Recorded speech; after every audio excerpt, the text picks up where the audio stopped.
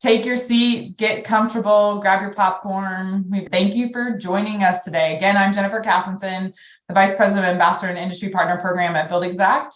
And we have a special guest here today, Josh Christian. And he has been tracking home technology for a number of years, has a very generous history with it. And hopefully, Josh, you'll share quite a bit about that today. But you co-founded the Home Technology Association about 6 years ago. Was that correct? Yep. And so he is trying to help you guys as an audience to connect to the top home technology installation firms. So trying to get you guys what you need as your consumers, your home buyers, your homeowners are demanding more technology in their spaces. And technology can serve so many different purposes. So let's sit back and listen. Josh, thanks again for joining us today. And before you start, I'm going to ask you the same question. What's your favorite home technology? Ooh, that's a good one. That's a hard one. I'd say the one I use the most is my lighting control system. I have the lighting that changes with circadian rhythm, and I love that. So right now I have a very daylight, bright, whitish blue light, and by tonight it'll be nice, like golden hour light later in the day. I love that. Very good. We have one response in the chat, which is the Nest camera system. Very popular. Yeah. Awesome. Well, thanks, Josh. Thanks again for being here. I'm honored to have you present to our audience, and I will let you take it away. All right. Well, thank you. Thanks for coming, people, to this presentation, and a big thank you to Jennifer for inviting me to present to you. I really love doing this. It's one of the best parts of my job is to interact and teach builders, interior designers, architects. I know the pain points that you deal with often on projects. So why am I qualified to even talk to you about this? So just to give you a little background on myself, I've been in this industry since 1995 as a home technology integrator, and we'll get into what that means a little later if you haven't heard that exact term before. And so serving clients, working on custom homes, new construction projects, remodels. So in the trenches, working with you folks, out there in the field and seeing how things go. So I did that for many years, and also I served as a little stint as a technology consultant, which was an interesting thing where we were like an owner's rep, if you will. We would work for a firm that we would design the technology, specify technology, but we wouldn't install it. We would put together design, and then companies would bid on it and then put it in a home. So I learned also some extra insights from builders and architects and designers during that stint. So always learning and listening from you, trying to address pain points that you deal with. And now in my position as co-founding the Home Technology Association, could do something about it. So we have some influence in the industry, and it's really, really good.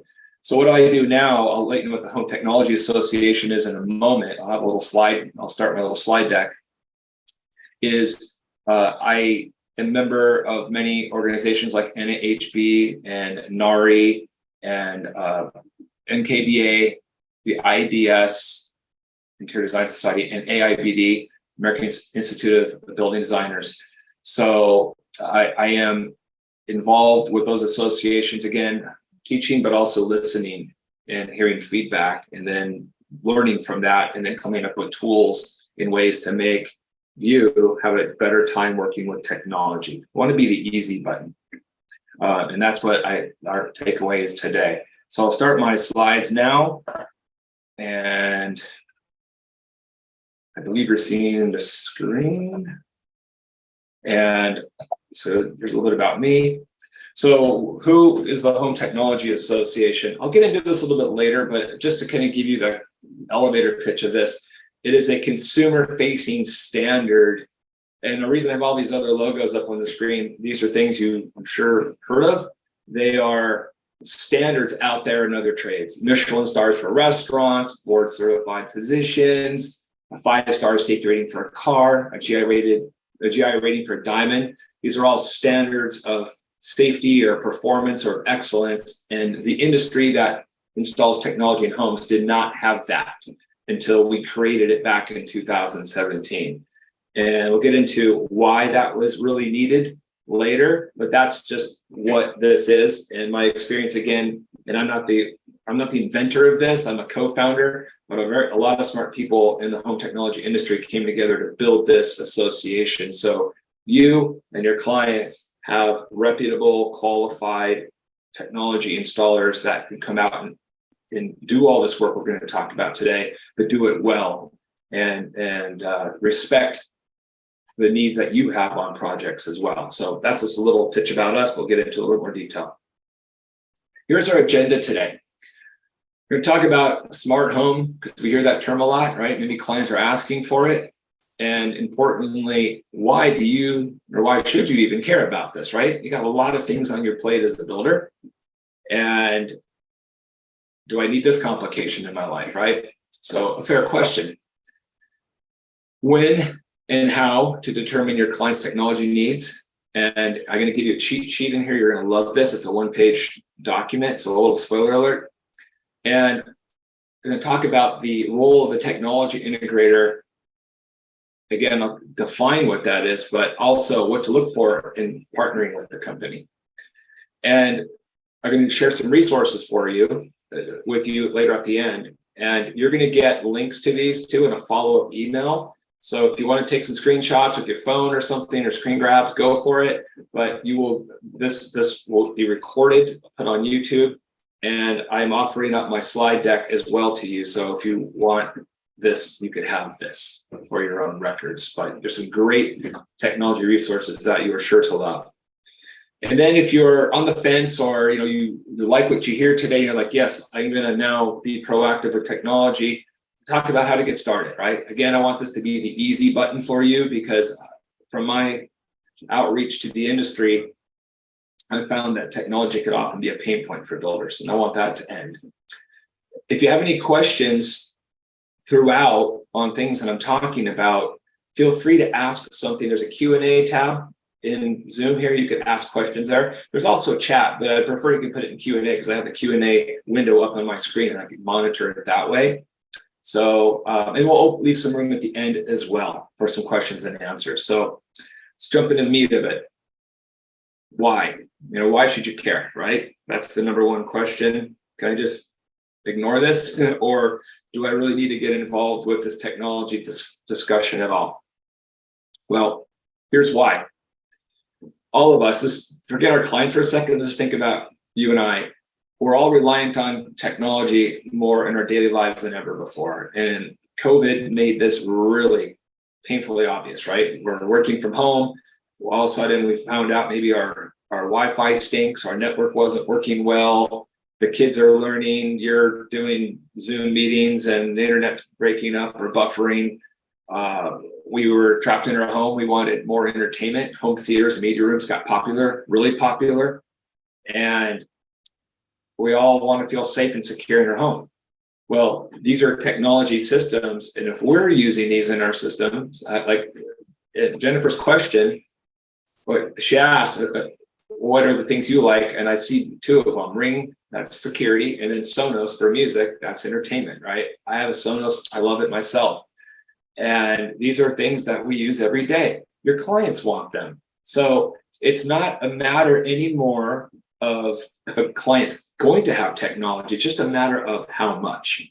Even if they just want internet and a couple TVs, there's some wiring infrastructure needed to do it right. So have a pro you could rely on and lean on for advice when these come up in your projects. The other thing which we'll get into is convenience. So safety and entertainment, that's easy to understand, right? But convenience is now that's where the smart home comes in. Smart home can mean different things, but what I'm referring to here is remote control of our homes through things like our smartphones, our tablets, even our voice, and where you can say something or use an app and have multiple things happen at the same time even. So you could have a button that says good night, and good night turns on the alarm, shuts off the lights, sets the thermostats back on the HVAC. it could do other stuff too. Make sure all the music systems and TVs are off. Conversely, in the morning, you could have a button that says good morning, and the lights light up to the kitchen. The bathroom lights might turn on. Your favorite TV station might be playing in the kitchen.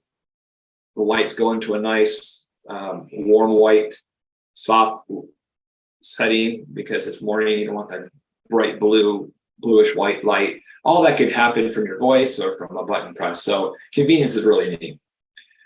That's what my second favorite thing was going to be if Jennifer asked what's my second thing is the whole convenience aspect of what a smart home can do. The promise of it's pretty neat. So your clients are going to want this technology, some of it, maybe not all, but they're going to want some of it.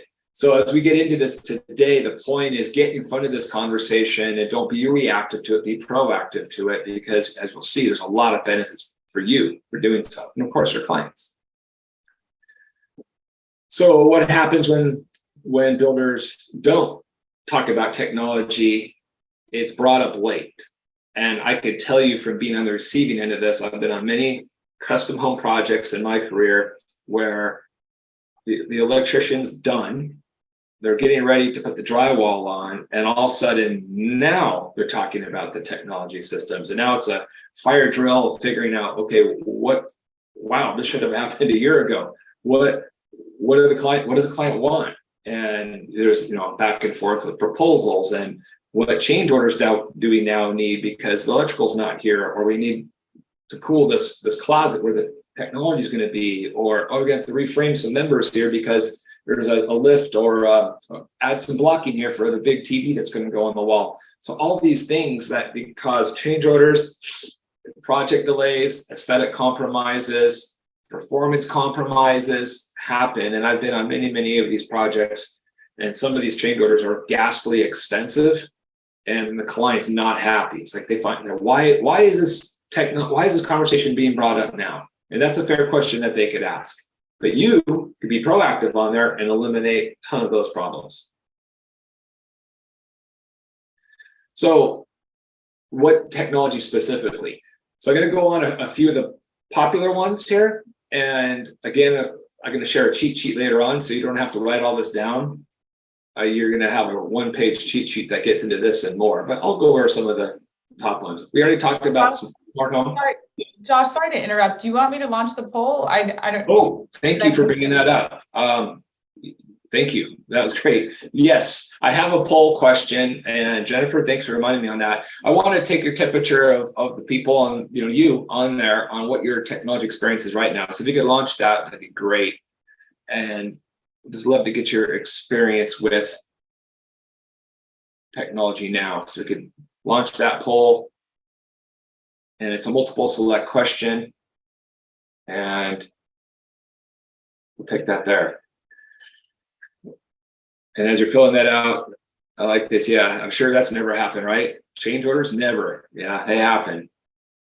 Okay, so there's that poll question. I can't see it on my screen, probably because I'm doing a screen share, but if that's up, and I'll get into that. Oh, there we go. Okay, great. So we got that question up. And thank you very much for those of you that have answered that. Appreciate it. So what technologies? We talked about smart home a little bit, and home automation. Home automation, that's the term they used to hear more in the past. And smart home and home automation are often used interchangeably, but that's referring to, again, control of the home remotely, easy control of the home.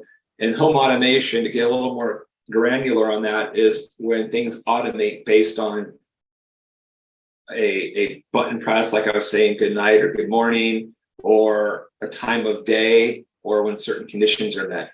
It could even be when you pull into your house and certain things happen automatically, or when you leave your house, certain things happen automatically, like arm the house. So that's kind of automating things so you don't have to think about it, and your client doesn't have to think about it. Smart lighting. This is big. We've all seen the transition to LED, and this not only is energy efficient, but now thanks to color changing LED, color changing to make your house turn blue or red or green or something. That's kind of fun, cute if you want to have a party. But the more useful part of that is what they call circadian rhythm lighting, if you've heard of that, or another term is human-centric lighting. And that refers to the fact that we go outdoors and we don't consciously think about this, but the color of sunlight changes throughout the day based on where the sun is and how much of the atmosphere it has to go through and how much white light is refracted off and such. That, but we all know what the golden hour is, right? When the best time for photography, when the light has that more sunset kind of amberish orange hue to it. Well, you can recreate that now through the lighting in your home. You have to have smart fixtures that do that, but this is a thing. And with the whole wellness movement, it'd be interesting, maybe, I don't know the question, but not a poll question, but maybe some clients might be asking about some wellness solutions for their home. And this is kind of part of that conversation about mimicking outdoor nature and bringing that into your home. And the science, some of it suggests that we sleep better at night when we mimic what the sun is actually doing outside, and we're more alert during work hours because we're seeing the bright sunlight as it is in the middle of the day, which is what we're all, used to be outdoors a lot. Now we're indoors a lot in offices and our homes. So a very big topic. And the other thing about lighting is it's universally known to be ugly when you go into a house and you got just banks and banks of light switches or dimmers all stacked up. It's not easy and intuitive to use. But with a lighting control system, you can have a single gang keypad with presets on there, and that can control a very sophisticated lighting system and just recall scenes like all on or task lighting or evening, entertain, whatever the client wants. And it brings lighting to the perfect preset. Much better aesthetics, much better user experience. Motorized shades and drapery, that's easy, all right? That's, everybody knows what that is, but that's a popular option too. And that can be used as part of energy management. Block out the baking sun coming into the house when the sun's going through the windows in the middle of summer, but maybe reverse that in the winter. Take advantage of some free solar heating from the sun coming in the winter. So all sorts of things that could be done with motorized shade and drapery. Energy management, this is becoming a big thing. And the technology integrators, the low voltage people are getting involved in this, interestingly enough. It's kind of an amalgam of electrical and low voltage. But energy management, we know a lot of homes are going to solar, but what happens when the power goes out, as you might know, is unless you have a battery backup, the solar is not doing anything for you in a power outage. So there are there's things called microgrids and smart energy management systems now where the breakers, even in the breaker panels, the standard breaker panels you're already putting in, but the actual breakers themselves are smart breakers that could do load shedding, can monitor energy, and depending on how much battery power is left in the battery packs versus how much solar is coming in or how much generator power you've got, you can even manage the energy in a house. It's a pretty big topic to talk about on its own, but to know that exists is a really neat thing to know. And this is the neat thing I want you to take away today. You don't have to know the granularity of any of these topics with your client, because your technology integrators, your wingman, your wing lady, if you will, that's going to help you. But to know that these things exist is really neat. And your clients might be asking you about it now. So yeah, energy management's a big thing because you might remember going back a couple of years ago in Houston, people died when the power went out. It was a really cold snap and it was below freezing and people died of carbon monoxide poisoning because they're turning on generators or their gas ranges to heat up out of desperation. So people died when the power was out, and that a lot of clients want to have more energy security. And you've probably heard too, we kind of have a weird thing going on in the country where there's a big push towards electrification, which is great for the environment in one sense. But then if everybody got electric cars and put electric ranges in, the grid would just shut down. There's going to be too much of a draw on the energy. So there has to be a infrastructure upgrade on the grid right now to support all the electrification the government really wants to push. So because of that insecurity, some clients are like, you know what, just give me a battery backup or a big generator and some energy management so I don't have to worry about what happens if the power goes out. We talked about wellness a little bit here. That is a trend that some clients might be really in tune to. Clean water, clean air, the lighting we talked about, but also what I didn't put on the slide, that gets into acoustics. We all hate being in a very echoey room, and think of the restaurants you go to where you have to kind of shout at your friends because there's so much ambient noise because it's an echo chamber in there. Well, a lot of homes, modern homes these days, are full of hard surfaces, and it can be really hard to communicate because of all the echo. And the home technology integrators often have some acoustic solutions for you too, and some of it looks amazing. It's not an eyesore, but all sorts of like architectural looking acoustic treatments that could be put in a home that tame that echo, that actually beautify a home too. Probably didn't know integrators do all these things. And other thing, this is like the fourth utility of the home, internet and your Wi-Fi, right? We all saw that through COVID, and we got really reliant on having a solid network that's not just fast, but also reliable and secure from cybersecurity issues. Going back into security, alarm, surveillance cameras, the Ring doorbell, right? And a lot of us have those. But think about your clients too. If it's a luxury home, might have a pedestrian gate or a car gate. How does the client get in? Do they put those little plastic intercom boxes on there, or are there better looking ones that fit the decor of the home that aesthetically look better? Yes, there are, and integrators can help you with that. And of course, everyone likes to watch TV, or most people do, or watch movies. And so home theater and media rooms, that's kind of the bread and butter of the home technology industry. And music everywhere. Someone mentioned Sonos. We all love to listen to music, right? And it's kind of table stakes now that a home's going to have speakers throughout it, and often into the backyard and landscaping areas too. And the speakers these days can be hidden in the landscaping in such a way you'll never know they're there. So these are things that are popular. Is this everything? No, I'm kind of hitting the high points. But this project technology assessment form that I'm talking about later, it's the little cheat sheet we're going to give you is a checklist of this and more. So wait for that. So here's the big question. We talked about these different technologies, but when do you, as a builder or remodeler, bring this topic up to your client? Anybody have a guess? Here's the answer. And it might sound controversial. Before you get framing, electrical, and HVAC proposals. Now that might be a new thought.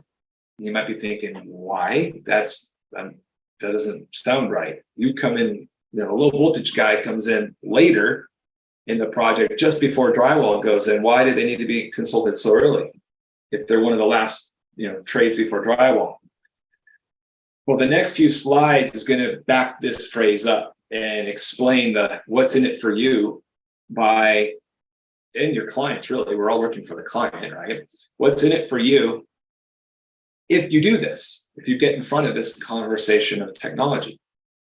So there's a lot of words on these things, but again, I'm going to kind of hit the highlights here. Here are some of the things that you will learn about when the integrator is brought into the project early. So they have a set of the plans, they talk to the client and find out what technologies they're interested in, and then this information comes back to you. So what wiring needs to be run? Sometimes, and here's the thing I want to address, there's a mistaken assumption out there that because Wi-Fi has gotten so good that we don't need to run wires. Nothing further from the truth. Even if the client's not going to put in a good stereo or a good audio system or a bunch of TVs everywhere, if you look up networking equipment, even the mesh networks, I don't want to get technical today, but we might have heard of a mesh network. You could buy those even at the big box stores, where you have one main router and you put these other ones around the house. They're kind of like repeaters. They still work better wired. So that's the crutch, that only one of them needs to be wired. But to do it right and to have the speed and better security, you're actually wiring all those things around. So how many of those need to go in a home? It depends on the size of the home and the construction of the home. These are things your integrator knows, and they'll get the right wiring put in place. And especially with high definition video today and video gaming systems, which need high speed, you need the performance of wires in a lot of key locations. So again, we don't have to get granular on exactly what wires, where they go. Your integrator can help decide what wires go where. Here's another big one. And ideally, this is something the architect would have figured out ahead of time before it gets to you. But if it's a remodel project or it's new construction, the architect kind of forgot about space planning for technology, this might become a problem for you. Where's the stuff going to go? If there's going to be a rack of equipment, where does it need to be? Well, the integrator could help early to determine where that should go. And so it's not a last minute issue. And how this kind of comes into why, well, I'll come back and tie that all in, but we want to make sure that that space is conditioned. It's not overheating. If it's in a small closet, electronics put out heat, and you open the closet door and it's like 120-degree heat blast you out. That's not good. The electronics are not going to live long. So the framing requirements here. So I kind of hinted at a little earlier that depending on the TVs put on the wall, you might have some blocking for the mount to fit up there. So you have flexibility in where that TV goes. And here's a big one. These days, you might have noticed this. If not, here's something really cool to know. A lot of the lighting fixtures these days are quite small. 6-inch round cans are not the most popular today. They're getting into smaller aperture lights and sometimes square, sometimes flangeless lighting cans. And they have speakers now, flush mount speakers that match all of this. And even invisible speakers that literally get muttered over and fit flush with the drywall surface. You wouldn't know they're there. All sorts of cool things. But where are those going to go? And if we know this ahead of time, then that element gets put on the plans, and now your framer is framing around that, as opposed to what often happens is like, oh, you're going to have to move that framing number because the speaker is going to go right there. Change order, project delay. Or if the client doesn't want to pay the change order and a project delay, they put a speaker up in a place that just doesn't look right. It doesn't line up with the lighting or anything else in the ceiling. It looks like an afterthought. So that's ugly, right? So that can be fixed aesthetically and match up with the light fixtures when this is figured out early. Pretty neat. I already alluded to cooling requirements. If the equipment's going to be stuck in a closet somewhere, let's get ahead of that so the HVAC person could specify some kind of heat extraction fans, or if it's a mechanical room and it's a big enough system, maybe even a mini split if it gets too hot. So at least we'll just get in front of that. Electrical requirements. Electronics need to be powered by something. So how many circuits? Do they need to be grounded differently? Do they need to be dedicated 20 amp circuits?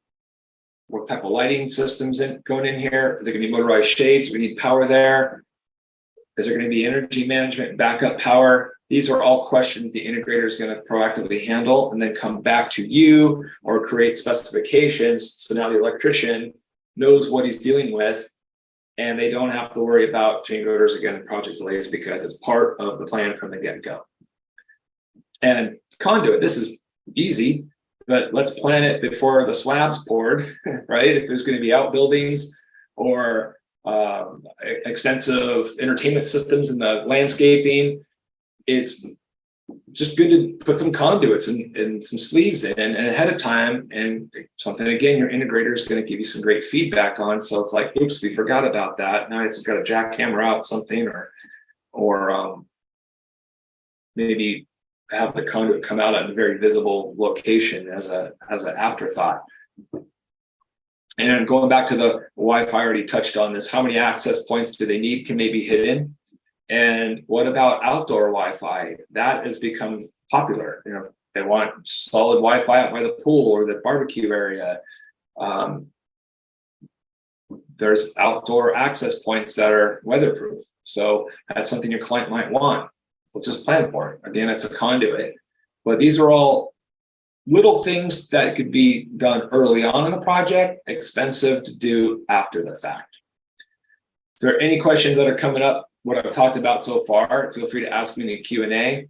And if not, we'll deal with that at the end.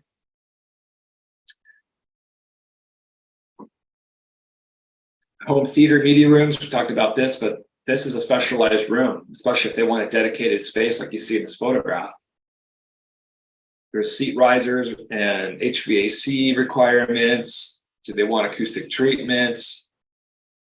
There's a lot of questions that need to be answered. Something your integrator is a qualified one is equipped to answer and help deal with early on. So to give you an example, a real world thing that happened on a project I was, and this is in the 2000 aughts, and this is a very big luxury home that was being built in Los Angeles, and we get brought in literally as they're just finishing up framing of the top floor of this home, but it had a huge basement and it was a massive house, and they had a big theater in the basement that the architect drew out willy-nilly. It didn't consult any integrator. And once we got involved and found out, and this is the photo of it actually, that's a 16-foot wide screen. It's a huge house, but there are seat risers, and the height of the room was not tall enough to handle the sight lines of the projector. People's heads were in the way. So they had to spend $150,000 on the change order, tore out the concrete and re-pour part of the basement. Oops, right? So now the architect should have caught that early on, so shame on them. But if the builder had brought us in earlier, this could have been caught before the foundation was even poured. So that's an extreme case, but just to show you real world things that happen, and that's just on the job that I was in. I talked about the benefits earlier of lighting controls, taking all those multiple gangs of switches and dimmers down to something really small, and a single gang or maybe a double gang. So where do those keypads go? And can I consolidate controls in there? If there's going to be motorized shades or skylights, do you have to have multiple disparate stuff on the wall? No, you could consolidate it into one keypad. So these are things your integrator could help with to eliminate that wall acme, to minimize the stuff on the wall. And then I alluded to this earlier, access control.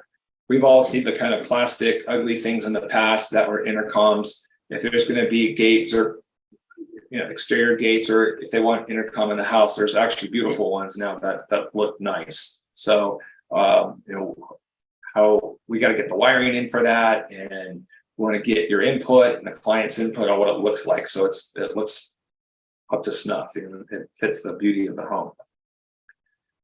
Alarm systems, same thing with cameras. Where do they go? Can they be hidden? Where should the alarms keypads be? Security monitors. We talked about music a little bit, but how many rooms are going to have it? What kind of speakers are going to go there? Do they want speakers hidden in the landscape so you can't see them, but you can hear them? All these are questions your integrators got your back on. They're going to help figure out what the client wants, come back to you with it all figured out in the plan. And this is a big one to get into smart home control. Again, we're going to talk about a slide a little later on, but there's a lot of brands out there, right? Even Amazon Alexas and the Hey Google things, how they turn mine on, are popular features today, and that's even a basic home control system. Actually, mine was turned on. I'm going to shut it off. It woke up when I said that. So we make sure that all these different products, the client wants this. Yeah, I want to be able to voice control my alarm and my climate and my music and all these different systems. Are they compatible? So that's something an integrator is really good at, because certain brands talk to other brands and but if the right product mix is not selected, maybe they won't. And the client only finds out later that, oh, darn, that doesn't work with the voice control. I got to bring up an app now. And, it gets confusing to them, right? So we're trying to decomplicate their life, not complicate it. So this is, again, where your integrator can help the client select the right products that fit their needs and their use cases, and to make the home as easy to control as possible. for convenience and safety. So there's an overview of the different technology systems out there. Now the question becomes, who should put this stuff in, right? So here is, I've used the term technology integrator many times, and now we're going to talk about that because you might not use that terminology. It's kind of a new term. This industry's had a long debate of what do we call ourselves, and you might know them as the low voltage or the AV guys, but AV guys is no longer an appropriate term. First of all, there's quite a few women integration company owners, and I know quite a few myself, but beyond that, they're not just AV. As you saw, AV is a slice of the pie of what they're doing now. Energy management, lighting, shading, security, access control, networks. That's outside of the purview of AV.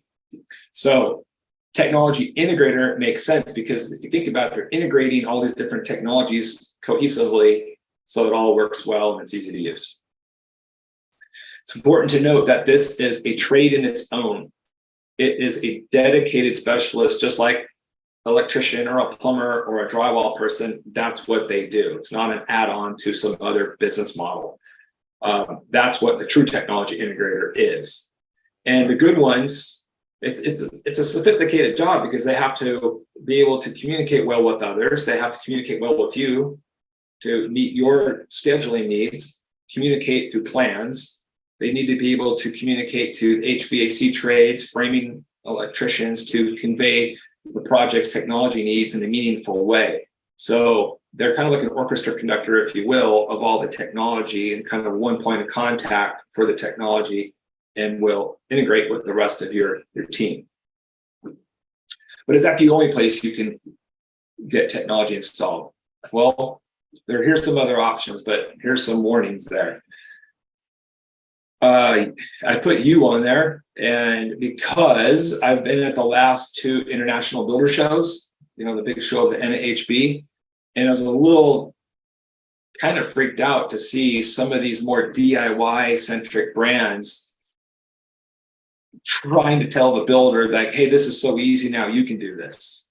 You don't need an integrator, that you can do this. And this product's much cheaper and it does the same stuff. Well, if it's too good to be true, it probably is. So before you embark, if this is even a thought, before you embark on becoming the tech installer yourself, you're going to want to do a lot of background research on the products that you do. And I don't recommend it because it's a full-time job for an integrator to be up on how to install this, how to program this, and to know what products really are compatible versus what the brochure says, because the brochure is almost never 100% right. There's gotchas that you don't want to be left holding the bag for, that an integrator knows because they're often testing this stuff in their own environment.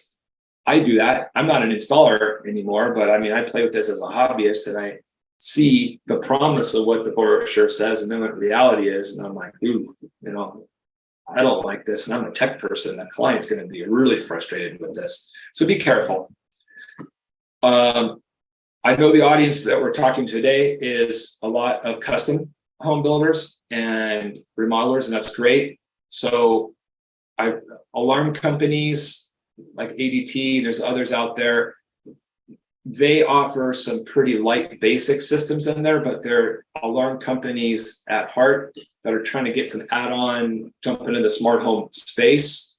So I would say okay in production homes, but on a custom home, the systems that the alarm companies typically put in are very limited in scope. They don't talk well with a lot of other brands, and they're typically not talking to the best in class brands of lighting and shading and such. So you're really limited, be careful. Electricians too. So my only warning on this is this: if an electrician is primarily an electrician and they're like, oh, I'll put some background audio in there, I'll put in a couple of Ring doorbells for you. If it's something really basic and light, maybe. But what we see as a warning is sometimes it's just like a little add-on sale to them, but they're not really low voltage specialists. But I say typically because some electricians have a separate low voltage division where it's run by a separate crew and those folks are low voltage specialists, that's fine. But if someone that dabbles in it, they're not going to be up to snuff, they're not going to be up on the know on all the different product choices out there. And when they don't know what they don't know, they're often putting in inferior solutions that aren't the right solution for your client. So I see that as a problem, and I've experienced it doing takeover projects in the past. Again, because the audience we're talking to here are custom home builders, Geek Squad, some of these Amazon tech is probably not where you want to go because, again, more of a DIY kind of a do-it-for-me model. It's basic, simple components that might meet the needs of the client, but maybe not. So that's why it's important to have a technology integrator, the one that knows all of this stuff, to have them be the first point of contact for your client. The client can't afford it or whatever, fine. But at least they know their options and know that, oh, my budget's only this, I'm going to get this, and this is the limitations of it. At least they know, and there's no surprises later on. In this photograph here, this is the worst. One of the worst. This is actually a true picture of taken on the 405 freeway here in Los Angeles, where it's a handyman. These folks maybe can hang a TV on a wall, but it says audio video installation, handyman work, window washing. That wasn't photoshopped. The only thing we photoshopped over is the phone number. But this is not the type of person you want being your client's technology resource. And most builders aren't going to do that, but I've seen some quite luxury homes with someone of this caliber that shouldn't have been allowed on the job. They didn't know what they didn't know about the products that should have been on that house. So your technology integrator, I'm just trying to back that point up, is your point of contact that you want for your project. So this is something that our association helped create. This is some of the bullet points of what it takes to become a HTA certified firm, but you can use this yourself. You might be in a market that doesn't have any integrator certified by our association, but a lot of this is common sense if you read it. And if you read that all, just make sure the company's been around for at least 3 years. Are they licensed? Only 21 of the 50 states have a low voltage license requirement, but shockingly, a lot of the companies in those states that do require a license don't have them. So it's a very low barrier to entry industry. Home tech is weird because it's not like plumbing or electrical where you have this kind of this career path that it takes you a while to master it. Anybody can start a business and say they're a technology integrator, and you don't need the schooling or don't have the schooling to back it up. So these are the things that we require of a firm at minimum before they can even apply to be certified. And it's just sharing that onto you so you can do your own checks.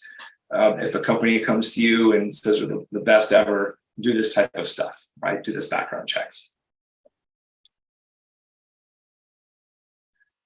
Now I want to give you some resources that could help you in your day-to-day career, building and remodeling homes. That will help you. So I just referred to the technology integrators and finding integrators, the good ones. That last slide had some of those checks and balances. There's more to it than that. That was just a high level. The folks that meet that standard get this badge here up in the upper right, says HTA certified. If you see that, you're talking to a company that met that minimum standard. And here's the thing, we only estimate 10% of companies out there meet it. So like I said, it's a low barrier to entry field. When you have a low barrier to entry field, you happen to get a lot of hobbyists and not so professional builders, integrators, to put it lightly. So that's why our association existed or exists. If integrators are just great, then there would be no need for the Home Technology Association because everybody would be great. But because such a small percentage are really good and worth your time, someone had to come out and create a standard and hold them to that, and that's us. Something also interesting to know about, and this is maybe somewhat unique in the building industry, maybe not, but just because a company maybe works in a smaller scale project, they're dealing with smaller homes, simpler needs, and they do a really great job of designing and installing technology in a small home. That doesn't necessarily scale to a really, really large home, 10, 15, 20,000 square foot and bigger. It's a different skill set, different project management skills, typically different product choices going in, more complicated products to configure, not to use, easy to use, but more complicated to configure. And you need to use an integrator that is experienced at that level. So that's what the second bullet point is. And I'll share my screen for a minute on our website so you see what I'm talking about. This is the website for the Home Technology Association. And here's this tile here at the lower left says HTA certification defined. You can see there's those bullet points from earlier, but here's the 3 different tiers of certification there is: foundation, luxury, and estate. I won't get into all that, but it just basically means that kind of, nice size home, kind of getting into the bigger luxury homes, and then the cost no object, huge estate. And we classify our dealers into one of these 3 buckets based on their skill sets and all the vetting that we do on a company. So it's good for you to know that. We also have a dealer finder. So, if I come back to the home screen and I want to find someone I'm just going to put in a Beverly Hills, everybody knows this zip code from the TV show, do a search, and then I could find dealers near, pretty close to where I live, and pretty close to Beverly Hills, or I could just put in Nashville, Tennessee. And there we go. We find dealers near them. If you click into any of these profiles, you'll find out more about that company. These are at the luxury tier.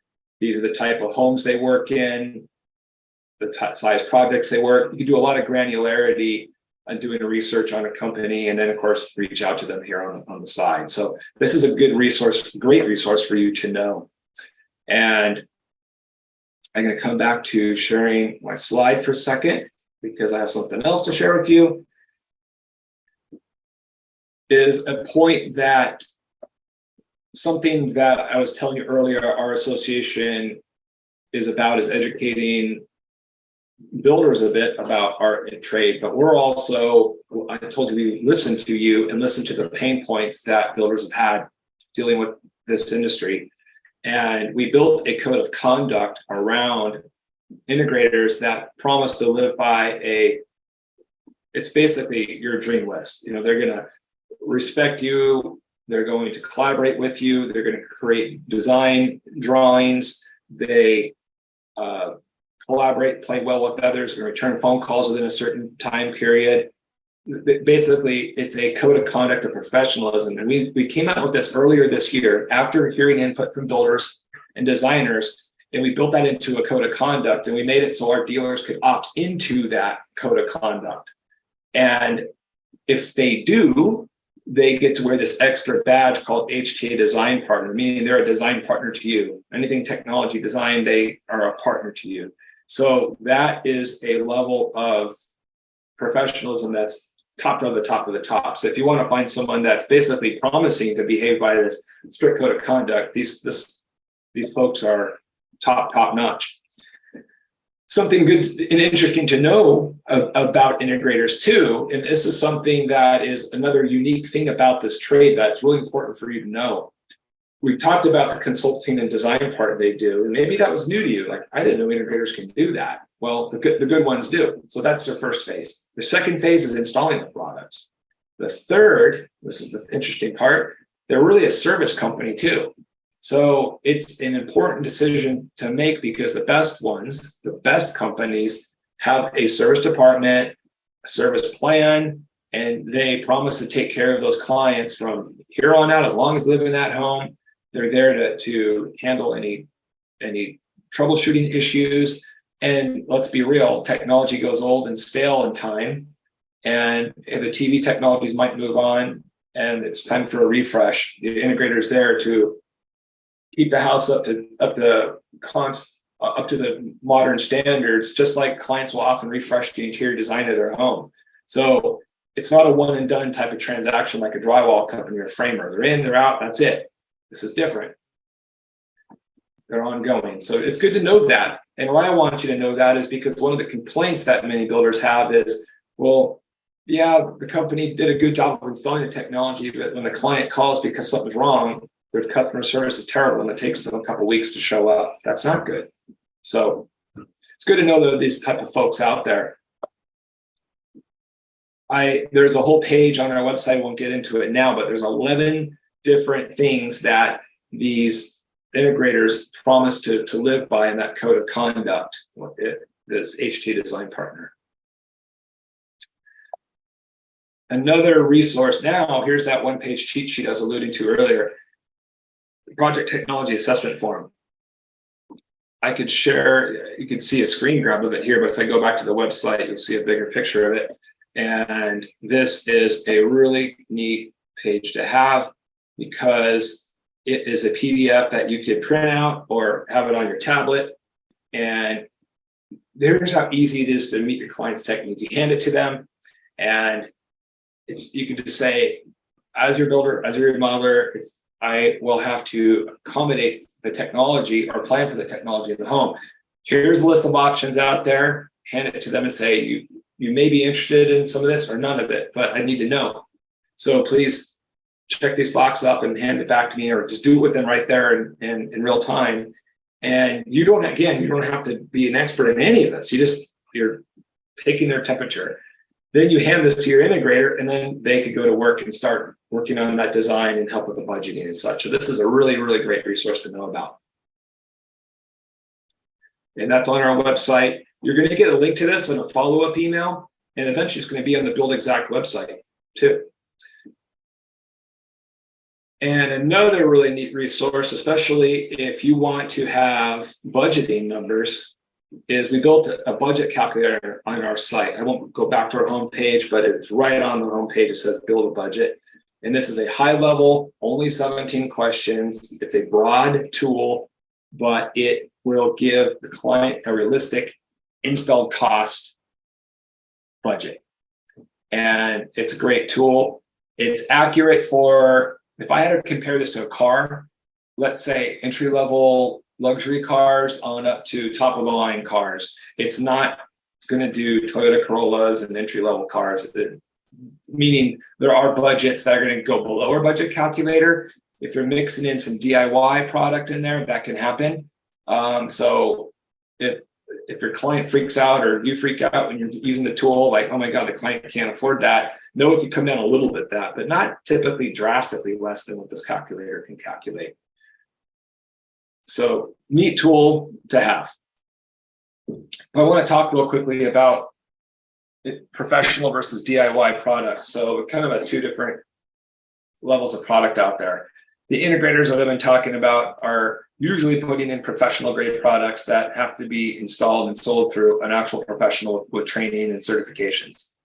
This is the stuff that's more secure, more reliable, works well with other brands, and you can run everything off of one app instead of having a separate app for your climate, a separate app for your motorized shades, a separate app for your music, where app. Some clients are fine with that. Some don't like that. They want everything from one app. Who's right, who's wrong, doesn't matter. It's up to the client. But if the client wants a one app to rule them all, you've got to go with the professionally installed systems. DIY products, some of them might meet the client's needs, some not. And they generally are less reliable. They're typically not for larger homes. And they typically play with a very small ecosystem of other DIY-centric products. So if you want best-in-class lighting, best-in-class this and that, no, the DIY stuff's not going to talk to those products. So do you have to know all this again? Nope. The easy button, lean on your integrator. They're your technology Sherpa. They answer all these questions for you. So what's the next steps for you? So that technology assessment form, huge. That one form there, you've kind of done your due diligence. You brought this up to your client early. and for all the benefits we talked about. The other important thing I keep emphasizing, find a great technology integrator. And I can help you find them if you want. You can reach out to me. And we talked about do this before you get those other bids. But that technology calculator I showed you is optional because maybe you want your integrator to handle it. They'll do it for you. But if you want to be hands-on with it, now you got a tool. This is another tool that Buildxact may be building into their website in the future, but you're going to get a link to it in the follow-up email. So you'll have a link right to that calculator. And this is an optional thing. This is a new thing that we just kicked off this year called HTA Technology Partner. And here's what that is. I showed you that logo earlier for the HTA Design Partner. That's the promise of the integrator working with you. Like, this is the level of professionalism I bring to you. This is I promise to work. But what about today? Like, I hope learning about this today, you realize, wow, I get it. I understand how important it is to address my client's needs. It serves my project better, serves my client better. Yeah, I get this. Well, that's all you need to get. If you get that and you agree in principle here and in practice that you're going to now bring up technology early to your products, we came up with a little designation for you called HTA Technology Partner. And it has a logo that by design matches the one above, because it's basically building a great relationship between you and integrators. When you both know how to work with each other, wow, and it's going to be a great relationship. So there's a couple things that doesn't cost anything, it's free. We give this logo to you, and we built a page on our site, which I could show you just real quickly, that is designed to have a client. This is the page that logo would link to. There it is again. And if you read this through a client's mindset and you are a builder that is an HTA Technology Partner, this page is telling them that you get it, that you understand the role of technology in the way that client lives, and that you're going to just get in front of that conversation, be proactive and not reactive. That's all it's basically really saying. And you can opt in at this page, but that will be in the follow-up email. There's an opt-in button here to do that. We give you a logo, doesn't cost you anything. So that is something that I want you to be aware of, because that could maybe help close business for you. And then soon we're doing a refresh on our website that builders, you can have a free listing on our site if you so choose to. And we want to highlight those builders and remodelers that are tech proactive. Doesn't cost anything, but that's something that is available to you. So as a review, the results of being proactive: massive reduction in change orders, project delays. Big thing there. It looks better, technology that's blended into the home. And when you have clients that are happy with their technology, and that's often the thing they'll show off in their home, they're going to thank you for looking out for their needs. And you can make money at this. You're a general contractor, you're typically marking up the subcontractor's bids a certain percentage. It's up to, I see builders, some of them that want to take the technology and put it under their purview. Some of them just have the client deal with the integrator directly. Up to you, but just to let you know, that's a way to make money off of this trade, because it's going to take some project management for you, right, to work with the trade. So there you go. So here's how to stay in connection with me. This QR code, if you take a picture of it or scan it, there's a little contact form that pops up on your screen that you can send a message. You could opt in if you want to know more about that technology form, or we're not ready to take free listings on our site yet, but we will soon. If you're interested in that, you can fill this form out. And my contact information will also come through a follow-up email from Buildxact. But I'm here to help out personally. There's my personal contact information if you want to reach out to me in an email or a phone call, and I could help you find somebody. And maybe it's in an area that we don't have an integrator yet, I'll make the offer to go on the hunt for one, do some background research to find an integrator that's reputable in that area, because I have my resources for that. And we hit our time here, so I have one more poll question for those that are still on here, if we could launch that. Yeah, fabulous content. This was so good. Okay, so launching the poll question. Thank you, Josh. Thank you. Thanks. This is a multiple choice question too. So I'd just love to get your feedback after attending this today. And thank you for your attention and your time. And I'm here to help out. And I hope you got some great benefit from this today. And if there's any questions, I'm willing to stay on if we have time. Ask away. Maybe we answered them all, but here if you want to have any questions answered. Well, there we go. I'm getting some responses in. Oh, we're kind of all over the map. So your presentation had a different impact on a lot of different people. Yeah. That's good. All right. Is that coming through the chat or a Q&A? Oh, you can't see it? I'm sorry. Here No. I am just watching it myself. There we go.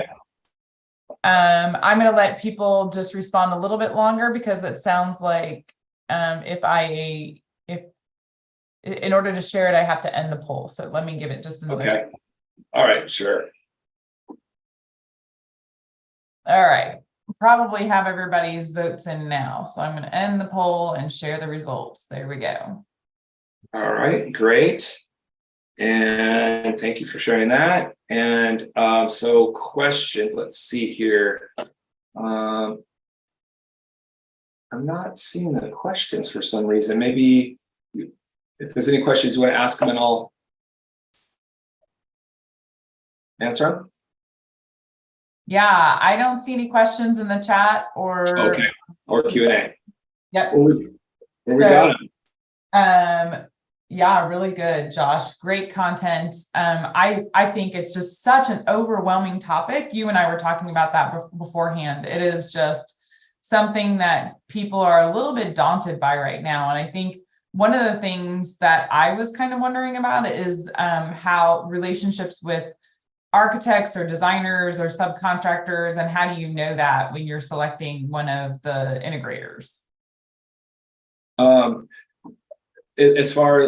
So I understand that a little better. When it comes to designers and architects. Yeah, so I'm just thinking, like, if you're an integrator, you may have insights into how the design is being laid out, right? Yes. So when I'm a builder and choosing an integrator, how do I know that they would work with my architect, or like how does all that ecosystem work? That's a great question, and here's an answer. So it's really a three-pronged approach. A good integrator is talking to the builders and the remodelers and the architects and designers. They're talking to all three of those trades, and ideally the message is getting to the architect early on so that they could kind of bake this into the floor plan, right? How great would it be as you are the builders and remodelers got a floor plan where all this technology is laid out, right? Like everything's called out. These speakers go here, blocking goes here. Everything we talked about is planned out.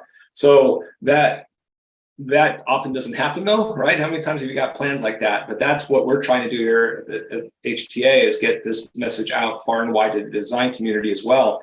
But to answer that question, if I go back and I'll show you something on our site that's quite telling, here's a little peek under the hood, if you will. When a company applies to become HTA certified, we ask a ton of questions about their integration firm. And one of them is, do you work with architects, designers, and builders? And they all typically say yes. Prove it. Then we ask them give us a reference of each of those trades that you say you work with, and we're going to interview one. So that's part of our vetting process. If that's the case, I'm going to bring up a company here, a couple that I know locally, because I'm in their backyard, so I know I'm going to find what I'm looking for here. I'm looking at a local company called DSI. So this is just kind of a couple things to point out. They're a state certified firm, which means they work on the really big projects. Here's that logo. They're a design partner that I shared earlier. But if I click into their profile, we expose, and let's see exactly where we expose that. If they are vetted or they have been endorsed, the architects, here we go. Endorsements. So it says they've been endorsed by architects, general contractors, interior designers. You're not going to see that on every profile because they may have not given us an interior designer or architect that have endorsed them. If they might say they work with them, but if we can't prove it, then we're not going to put that. Does that kind of answer that a little bit? Yeah, thank you. That's huge. Yeah.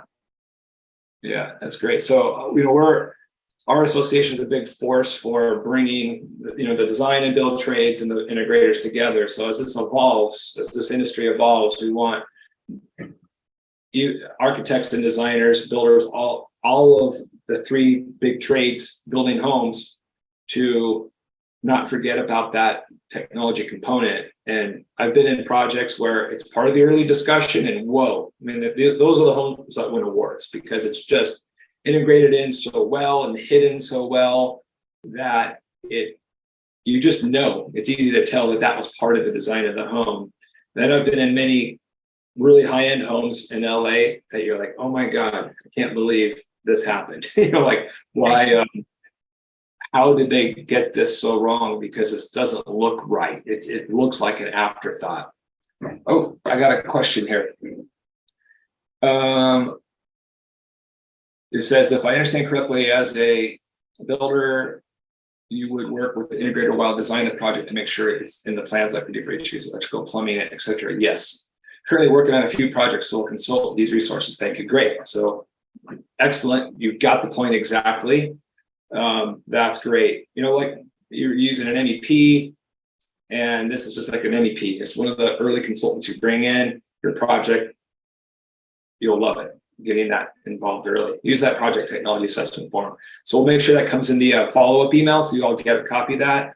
And if anybody wants the slide deck of this, then you can reach out to me on my personal information. I'll send you the PDF of all the slides. Awesome. Thank you so much, Josh. And thank you everybody who joined us today. Really appreciate it. You're welcome. Thank you so much. Yeah, thanks again. Have a great day. Thanks. You too.